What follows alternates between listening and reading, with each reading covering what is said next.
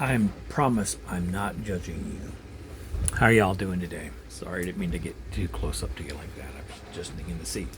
So, before we get started, quick tour on some things. Because I was asked. That's a hat hanging here. This blue thing is it's shaped like a magazine for an M16, but it's actually a AA battery holder. This white thing right here, that is a projector for our projector TV. This right here, that's the roof of the slide, at least. Okay.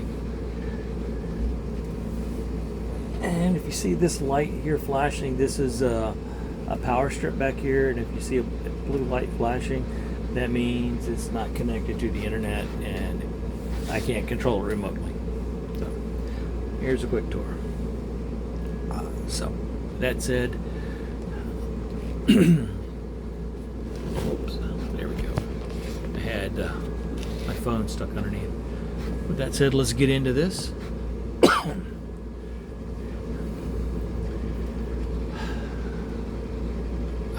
I'm looking at devotion again because this is a good one. This is another one of these most misunderstood verses. Judge not, lest you be judged.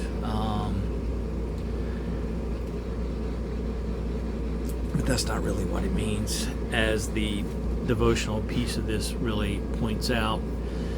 So I'm not going to go too far into that.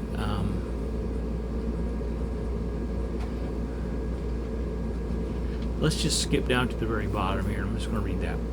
To prevent negative reactions from those who misunderstand our message, it's necessary to use discernment when sharing the gospel message. Very true. Holding sins against sinners will not help them. It must be the Spirit who convicts them of sin. And to put that in a better context, and this is an example I use a lot when talking about something similar. The guy standing on the street corner with the bullhorn or the sign that says, "You are going to hell. You are a sinner. You are going to hell." He's probably not going to get many people to come talk to him. He's not going to get many people to accept the Lord. That's very confrontational, and he's pointing a finger at somebody like, you are a bad person. We all are bad people. We're all sinful creatures, but nobody wants to be pointed out how bad they are. So you don't stand outside of a bar when somebody walks out of the bar and say, "You're a drunkard. You need Jesus." The odds of that person saying, "You know what? You're right. I do need Jesus." Slim to none.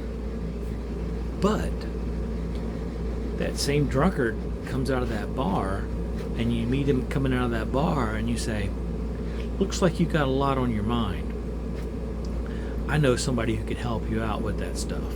Let me tell you about a good friend of mine." And you tell him about Jesus. He'll listen then. See the difference? It's all in the approach. You cannot hold the sin against the sinner.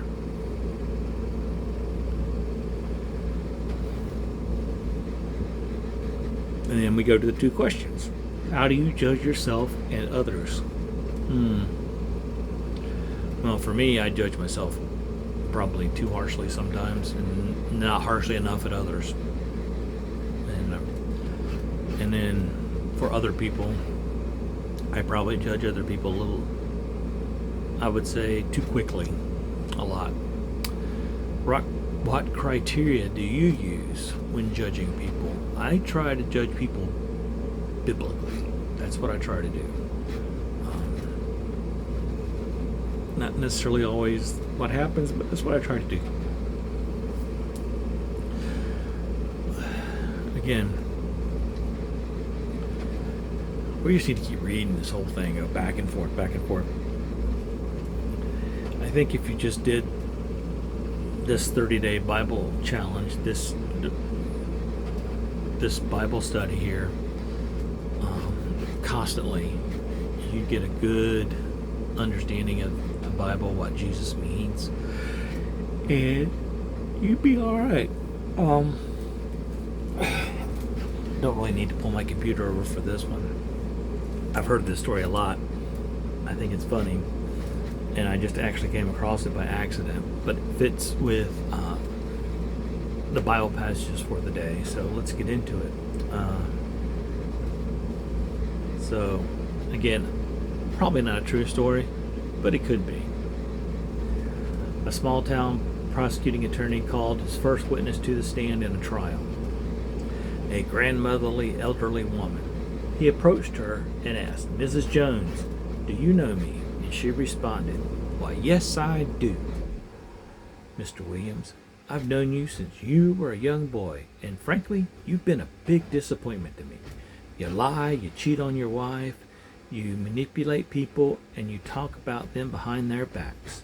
You think you're a rising big shot, and you haven't the brains to realize you will never amount to anything more than a 2-bit paper pusher. Yes, I know you." The lawyer was stunned. Not knowing what else to do, he pointed across the room and asked, "Mrs. Williams, do you know the defense attorney?" She replied, "Why, yes, I do. I've known Mr. Bradley since he was a youngster, too. I used to babysit him for his parents, and he, too, is a real big disappointment to me. He's lazy, bigoted, and has a drinking problem.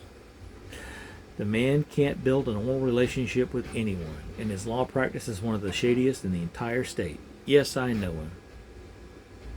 So at that point, the judge stops the trial, calls both attorneys to the bench.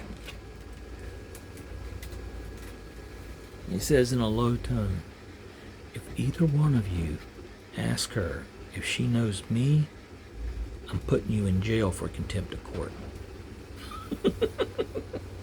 I always thought that was funny. I hope you did too. I hope you got something out of this. Leave me some comments below on what you think of this particular passage. And if you have any questions, then we'll see you tomorrow. Time's running out. We're almost done. So, bye.